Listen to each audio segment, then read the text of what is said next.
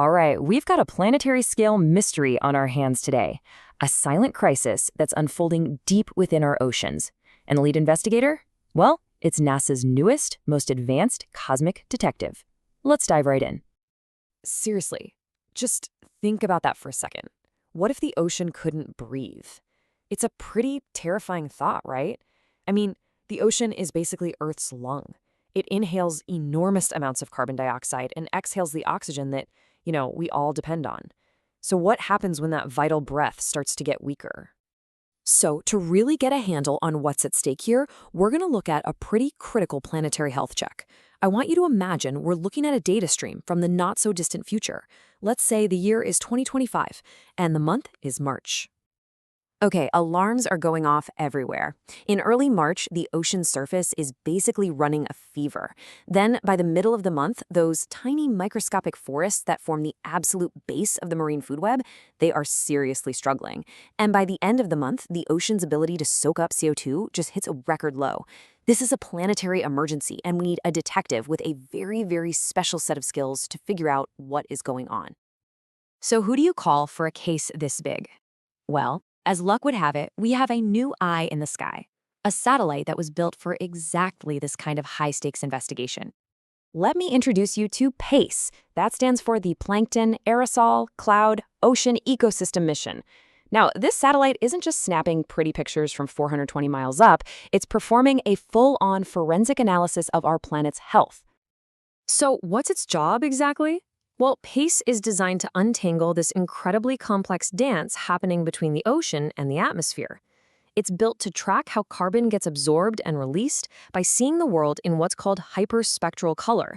That's a level of detail that no human eye and no previous satellite has ever been able to see. Okay, so what kind of clues is our cosmic detective looking for? The answer is actually hidden in plain sight, right there in the color of the water. It all comes down to the health of the ocean's massive invisible forest. And we're talking about phytoplankton. Now, don't just think of this as some kind of pond scum. These things are, and I'm not exaggerating here, the single most important group of organisms in the sea. They are the foundation of the entire marine food web and a critical engine in our planet's climate system. And this right here, this just perfectly shows you the scale we're dealing with. On your left, you've got this massive bloom, so big it's easily visible from space. That's what satellites have always been able to see. But on the right, you see what's actually in there, a single, intricate little organism.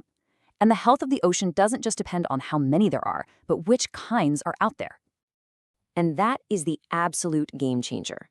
You see, before PACE, we could tell if the forest was there, but we couldn't tell the difference between, say, the pine trees and the oak trees.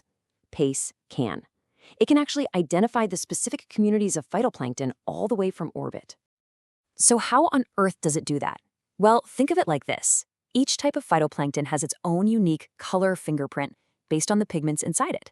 As you can see from this chart, different pigments absorb and reflect sunlight in their own special way.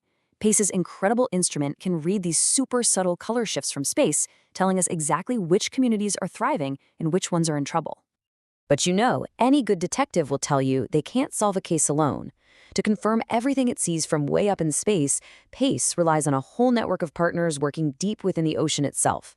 So say hello to the witnesses in the field, or more accurately, in the water. This little guy is an Argo float, and there is a global fleet, thousands of these robotic oceanographers, constantly taking the pulse of the ocean from the inside. These floats are out there collecting what scientists call in situ data. It's a fancy term, but all it means is they're collecting observations directly from the environment, measuring things like water temperature and chemistry. They dive deep, they drift with the currents, and then they pop back up to the surface to phone home, sending all that precious data back via satellite. So essentially, the Argo floats provide the ground truth. They confirm that the temperature spikes PACE is seeing on the surface are real, and they can measure exactly how deep that warm layer goes.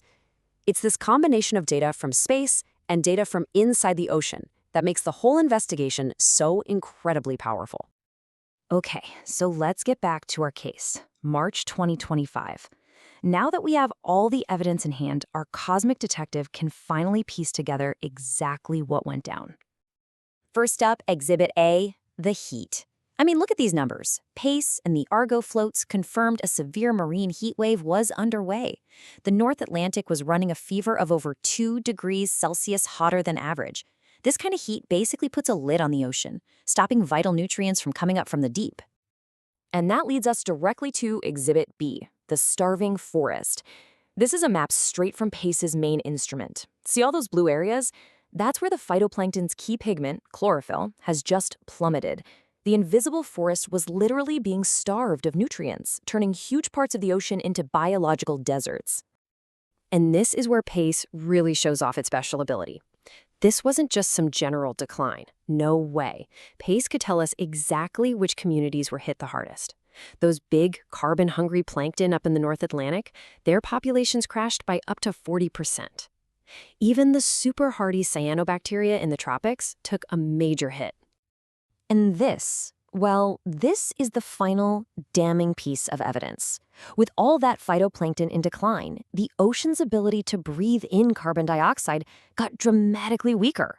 We're talking an estimated 8.7% drop compared to just the year before.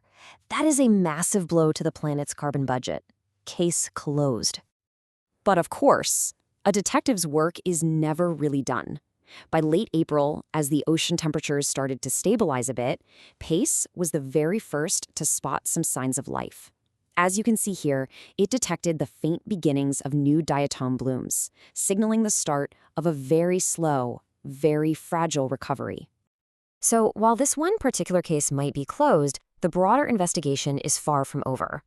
PACE's real job isn't just about solving mysteries after the fact, it's about long-term surveillance, about constantly taking our planet's pulse. For the very first time, we can connect the dots in near real time between a changing climate and the health of the entire marine ecosystem. And this is so important because when the ocean's ability to soak up carbon weakens, more CO2 just stays in the atmosphere, which speeds up warming. It's about everything from managing fisheries to predicting harmful algal blooms to understanding the future of our planet. You know, this new level of clarity we're getting from space brings with it a profound responsibility. PACE is delivering the most detailed diagnosis of our planet's health we have ever had. The question really isn't what's happening anymore. The question now is, what are we going to do with that information?